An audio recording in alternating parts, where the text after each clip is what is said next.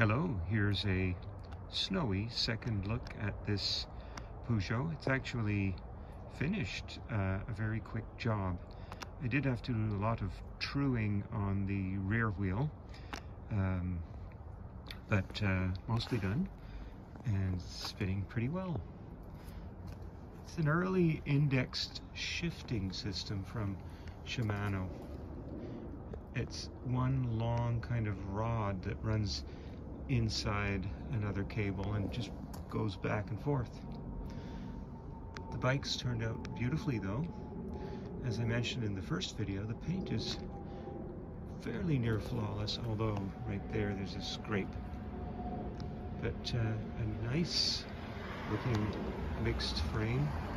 I'm saying late 70s, it might be early 80s. I perhaps should do some research on that indexed shifting from Shimano, but it seems to work quite well. Took it out for a little spin because the roads are dry at the moment. Thanks for watching. Bye for now.